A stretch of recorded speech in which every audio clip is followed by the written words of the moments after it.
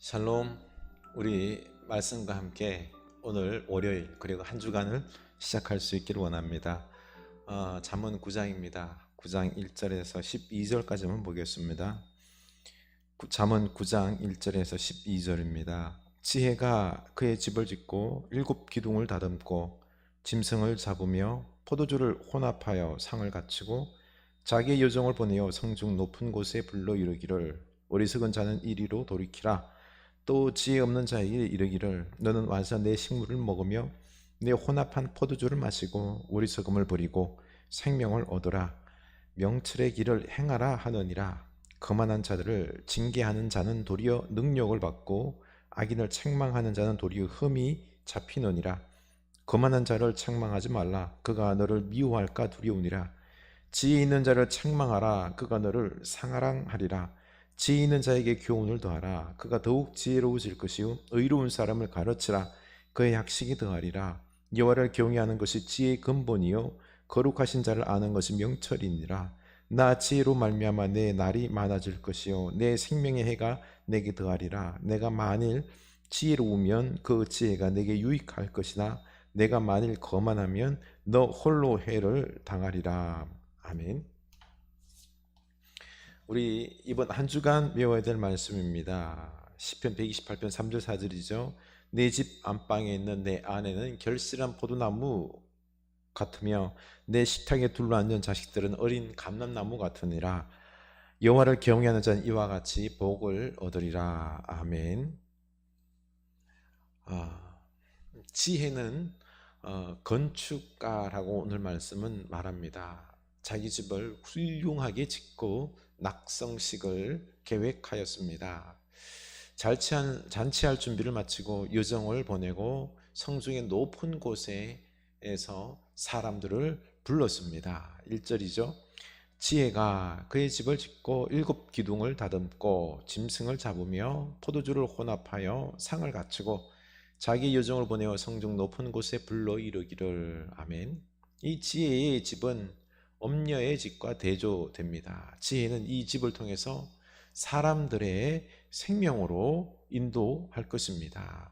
그러한 용도에 맞게 이 지혜가 기둥을 다듬었는데 7개의 기둥입니다. 건물 전체를 완벽하게 지탱해 준다는 뜻이죠. 아름답고 기미하고 무너질 리 없는 집이 완성이 되었습니다. 영광스럽기가 그지없고 궁궐 같고 성전과 같은 집이다라는 것입니다. 그리고 낙성식 이후에 이어질 잔치 준비도 철저하게 지혜롭게 준비했습니다. 짐승을 잡았고 포도주를 잘 혼합하여 최고의 맛을 내게 하였습니다.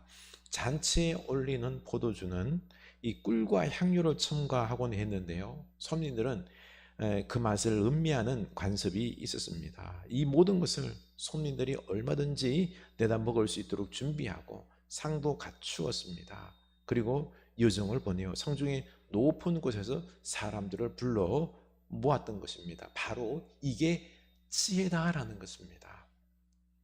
지혜는 이렇게나 완벽하게 온전하게 건축자의 모습으로 우리 인생을 건축하겠다는 거죠. 그렇죠? 휘황찬란하게 거룩하게 아름답게. 4절입니다. 어리석은 자는 이리로 돌이키라. 또 지혜 없는 자에게 이르기를 너는 와서 내 식물을 먹으며 내 혼합한 포도주를 마시고 어리석음을 버리고 생명을 얻으라. 명철의 길을 행하라 하느니라. 누구든지 낙성식에 참여해서 식사와 포도주를 마시라 초청하는데 그 식사와 포도주는 생명을 얻게 하고 명철의 길을 행하도록 하는 식사이고 포도주다라고 말하였습니다. 참 이런 놀라운 지혜의 자리에 우리가 초청받고 이 지혜를 얻으면 되는데, 지혜자가 초청의 전달자를 보내는 이는 여종입니다. 볼품 먹고 초라한 계층이죠. 그러나 그의 주인은 지혜입니다. 지혜. 그 주인의 메시지는 성대한 잔치로의 초대입니다. 그러므로 메신저인 이 여종의 계층적으로 또 상황적으로 어떻게 하든지 간에 그 여종을 메신저를 보내신 이 주인인 지혜의 존귀함, 진실성은 절대로 훼손되지는 않는다는 거죠. 이렇게 오늘날에도 이 진리와 지혜의 전달자로 사명자로 부르심을 받은 이 목사들이나 사명자들이 오늘 여종과 같은 모습이지 않나 싶습니다. 우리 자신은 연약하고 볼품 없는 사람들입니다. 그 사역으로 얻는 수입은 최저임금 수준도 못 미칠 것입니다. 세상에 비춰진 호화로운 생활의 목사들은 사실 1%도 안 됩니다. 99%가 작은 교회의 가난한 사역자로, 부목사로, 그리고 전도사로 인생을 달려야 합니다. 그러면 이렇게 가난한 목회를 한다고 사람들에게 존경을 받느냐? 작은 교회를 목회하는 능력 없는 목사로 비판에 휩싸이기가 쉽습니다. 이렇게 겉으로 드러난 부분, 발전이 없고 크지 않다는 것을 두고 그들의 소명을 격하시키는 것은 무례한 일이겠죠. 진리의 전달자가 볼품 없는 삶을 산다고 해서 그를 무시하는 것은 지혜의 초청장을 가지고 온 여종을 무시하는 것과 같습니다.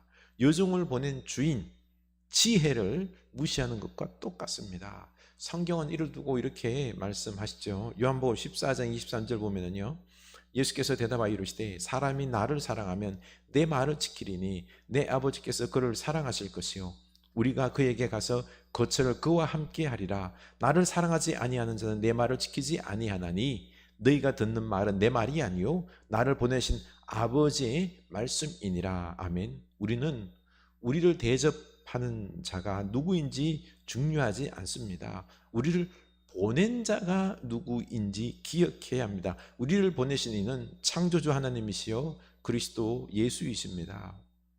또한 여종이 찾아간 사람들은 어리석은 자들, 지혜 없는 자들입니다. 지혜가 없으니 어리석은 자인 거죠. 지혜가 초청하는 사람들은 지혜 없는 자이므로 보냄받은 이 여종은 어떤 대접을 받을지 각오를 도리어 해야만 합니다.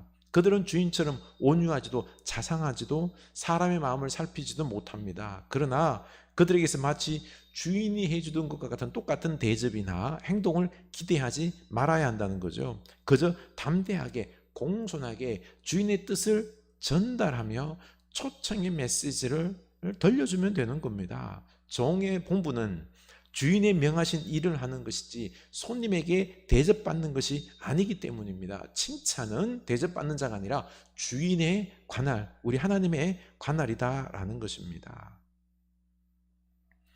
지혜가 사람들을 부릅니다. 그들에게 생명의 은혜를 나눠주기 위함인 거죠. 마찬가지로 그리스도께서 사람들을 부르십니다. 그들에게 영원한 생명과 은혜를 부어주시기 위해서입니다. 그러나 사람들은 여종을 바라보며 초청을 거절하던 그리스도의 종되어 보내심 받은 이들이 들려주는 초청도 거절합니다. 의심하고 되돌려 보냅니다. 오늘날의 모습이 아닙니까? 답답합니다. 그들이 전하는 것은 궁극적으로 그리스도를 바라보라, 하나님의 부르심에 응답하라, 아버지의 집으로 돌아가자, 이런 말씀입니다. 전달자 이 자신을 떠받들어 달라는 것이 아닙니다. 그러나 사람들은 메시지를 이해하기보다는 메신저를, 전달자를 평가하는 것에 익숙한 듯 합니다. 뭐 저렇게까지밖에 설교를 못해, 이런 식으로요. 여호와를 경외하는 것이 지혜의 근본이요 거룩하신 하나님과 사귀는 것이 그만이 이 명철의 지혜의 근을 들려주어도 받아들이지 않고 사귐으로 인도해 손을 뻗어도 받아들이려 하지 않습니다. 오늘 본문은 그런 이들을 거만한 자다라고 부릅니다. 그들이 종들에게 막 대했기 때문에 종을 통해 들려온 하나님의 초청을 거절하고도 스스로 괜찮다 여기는 삶을 살기에 더욱 그러한 거죠. 지혜의 끊임없는 초대를 거절하고 있는 이들의 안타까운 이유는 그 다음 이 거만한 자들에게 다가오는 것은 음료의 유혹이기 때문인 것입니다. 이 음료가 주는 것은 지혜도 아니고 심지어 지식도 아닙니다. 음료는 먼저 이들의 편에 있어서 마치 자기가 그들을 다 이해하고 있는 것처럼, 그리고 자신만이 그들을 사랑하는 것처럼 말합니다. 그녀는 대놓고 소리합니다. 어리석은 자, 지혜 없는 자는 다 내게로 와라. 그리고 달콤하게 제안하죠. 훔쳐 먹는 물이 달고 몰래 먹는 떡이 맛있는 법, 나와 몰래 사랑을 나누자. 하나님 주시는 참된 지혜를 떠나서 다른 것에 물과 떡을 얻으려는 자는 반드시 죽음에 이를 것이라고 말씀합니다. 음녀의 함정에 그대로 빠지고 말 것입니다. 18절, 오직 그 어리석은 자는 죽은 자들이 거기 있는 것과 그의 객들이 서울 깊은 곳에 있는 것을 알지 못하느니라. 유혹당한 사람들에게 닥칠 결과는 수차례나 반복 소홀에 빠질 것을, 지옥에 빠질 것을 말합니다. 진정 지혜의 초청을 받아 지혜의 길을 걸어갈 수 있기를 축원합니다. 우리 예수 그리스도의 이 부르심에, 이 그 생명의 말씀에, 이 지혜에 응답할 수 있기를 원합니다. 축복이 임할 것입니다. 기도합시다.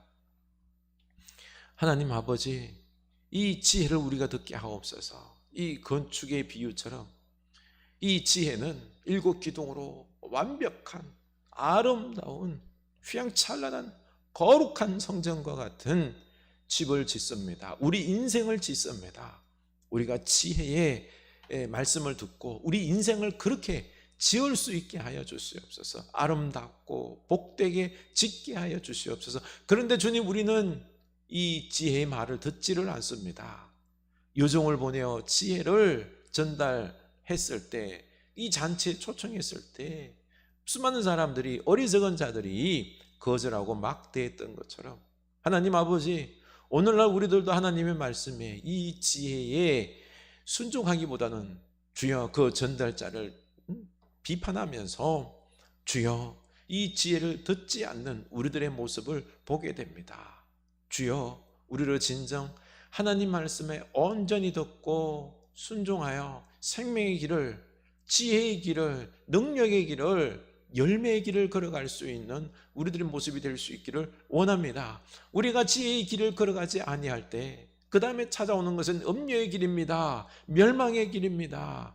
주여 이 달콤한 유혹의 말에 엉뚱한 곳에서 물과 떡을 찾는 그런 어리석은 자가 되지 아니하도록 오직 물과 떡을 우리 주님께, 우리 하나님께 지혜에서 찾는 저희들 다 되게 하여 주시옵소서. 그래서 아름다운 인생을 건축할 수 있는 거룩한, 그리고 또한 튼튼한 우리의 인생을, 지혜의 인생을 건축하는 주의 백성들 다 되게 하여 주시옵소서.